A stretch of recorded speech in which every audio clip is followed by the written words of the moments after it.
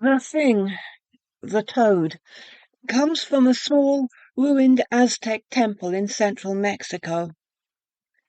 My standing as an archaeologist has not come unearned, and I know that none of the Aztec gods was represented by a toad, nor does evidence exist that the reptile had any other sacred significance in their religious symbolism.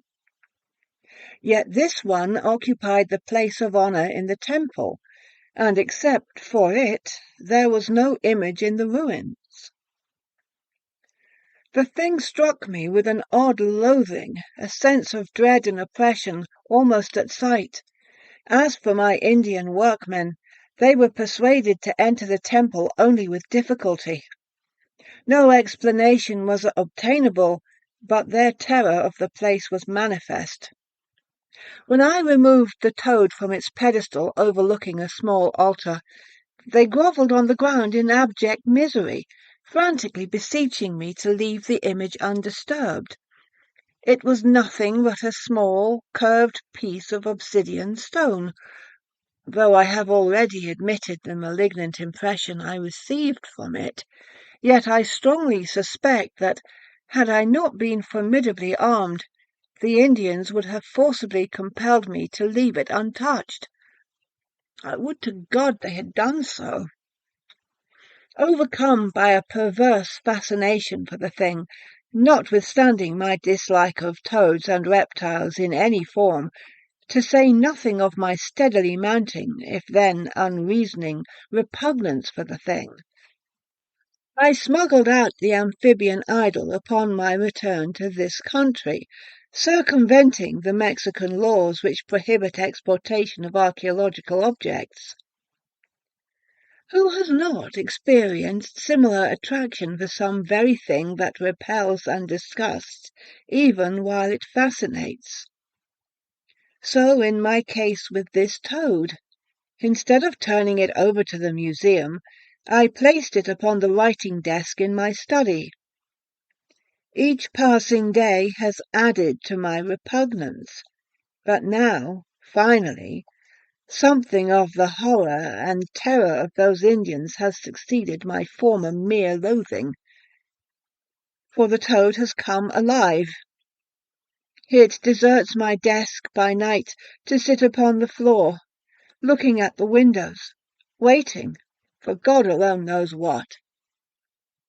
As I write, I feel the beady eyes of the accursed reptile, the loathsome mottled toad, burning into my back from where it squats behind me in a corner of this room. It is but a common, ordinary toad to all appearances, and that is what lends it the significance of a small but horrific monster out of hell, for it should be a thing of carved volcanic obsidian, lifeless upon my desk. I have not even the power to touch it, cast it with loathing through the open window. I have tried once, and failed.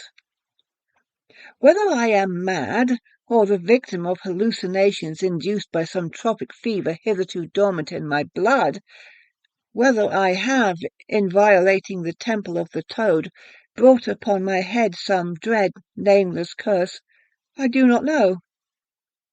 I am aware only that the figurine monster upon the floor has become an obsession of torment and dread.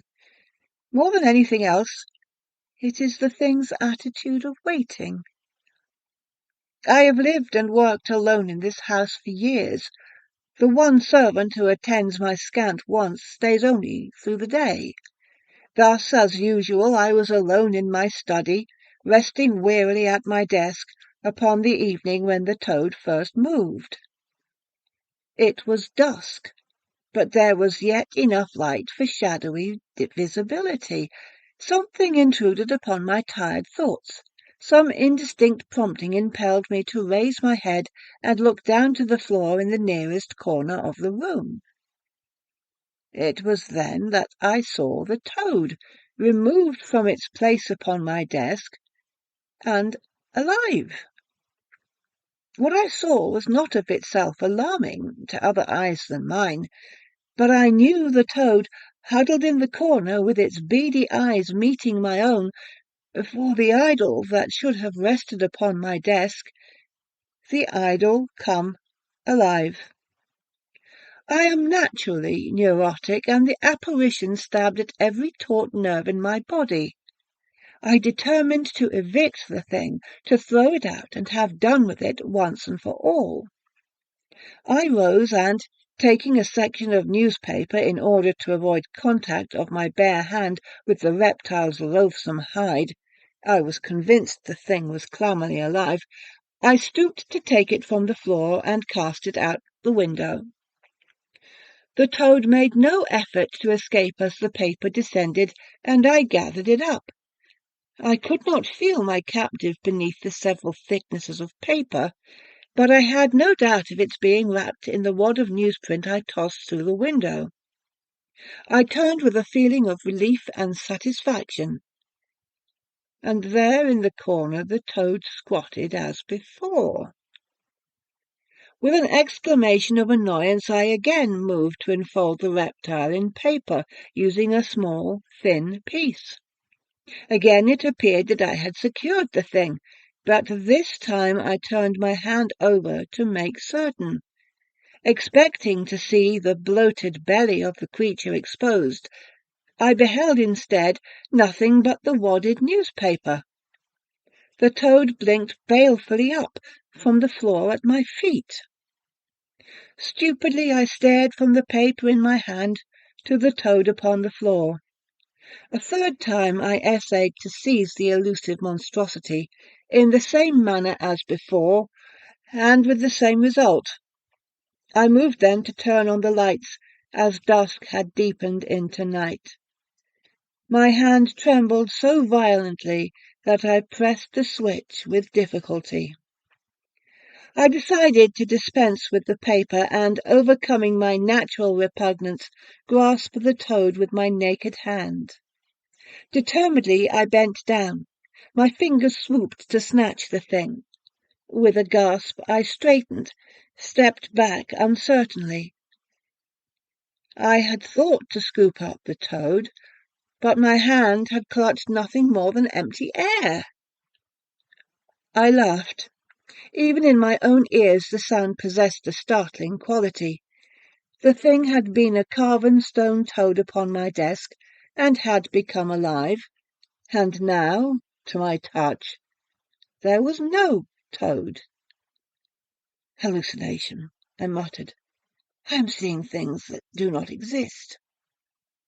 The implications of that conclusion were far from comforting, however, and whatever I might think, or whatever else than a stone idol it might be, there it sat upon the floor, its sardonic eyes unswerving from my face, blinking, waiting. I sat down at the desk, stared back, baffled and afraid, into those cold, glittering eyes. Gradually, sullen rage possessed me. I sprang up furiously and stamped upon the small monster. I fell upon my knees, sought to seize it with my hands, to tear and rend it into nothingness. Each time I lifted my grinding heel, each time I drew back my clawing fingers, the thing was there, gloating up at me with its cold demon's eyes. Finally I staggered again to my chair and fell forward across the desk, burying my head in my arms. I awoke in that position in the chill grey dawn that succeeded. My first coherent thought moved me to rouse, groaning with misery, and look toward that corner where the accursed toad had huddled the night before. Even in abjection I found heart to rejoice, for the living creature that had been upon the floor was gone with the night, and the small idol rested in its accustomed place atop my desk, clearly a carved lifeless piece of obsidian. But chill dread awoke with the sudden thought that life might return with another night. All through that day the apprehension lay like a sombre shadow upon my mind. I left the house, returning after nightfall. When I came to the door of my workroom, I hesitated for long minutes before entering. Groping through the darkness, I switched on the lights. After one fearful, revealing glance, I sank into my chair, utterly abject with terror and despair. For settled in the same corner it had occupied the night before, the toad regarded me with bright, malevolent eyes. If I am mad, I have every reason to be. Night after night, for so many nights that it wearies me to number them, I have been stared out of countenance by a fiend in the shape of a malformed toad. Hoping that its manifestations were confined to this room, I have fled the house more than once at night. But wherever I seek to hide, my familiar demon appears with darkness. Seemingly it has been ages since I have known sleep that was not induced either by drunkenness or soporific drugs. More often than not, neither of these suffices to bring merciful oblivion. Tomorrow I shall leave this country for ever. I have already completed my arrangements. Perhaps if, as I intend, the end of my flight places half the world between us, I shall elude my tormentor. That I am not mad I have established to my satisfaction by writing this account. Obviously, the effort and orderly thought required for a coherent narrative of this length is outside the scope of a deranged mind, and in the course of this exercise there remains but one further item to be set down. This has to do with the pebbles that have accompanied the idol's latter nightly transformations. I noticed the first of them a little longer than a fortnight ago. Upon each succeeding night there has been one more pebble, each about the size of a small walnut, added to the growing pile beside the creature. These appear only at night, like the living reptile that squats beside them. They are not on the desk with the lifeless obsidian toad in the daytime. What this addition to the toad's nocturnal animation may portend, I have sought to fathom with growing unease. I have lately recalled that there was a pile of just such pebbles heaped at the foot of the altar in the ancient temple from which, may God forgive the stupid act, I took the vile toad. Something very dreadful has occurred since I wrote the preceding words. I am impelled to write the few remaining lines that will be necessary, or possible, by some power, some gleeful and triumphantly malignant force outside of me. While I was writing, I felt a blow upon the back of my head. It was more as if I had been hit forcibly, inside, upon my uncovered brain, by an object thrown from behind my back. For a moment I was unable to move, so great was the pain. Partly recovering, I turned to discover the source of the missile with which I had been struck. Then my blood chilled, seemed truly to freeze in my veins. The toad has moved out of its usual squatting position. About it there is an unfathomable impression of unholy joyousness. I know without understanding that the thing no longer is waiting. Its hour has struck. I wrote that the toad has moved. It stands erect upon its deformed and twisted rear members.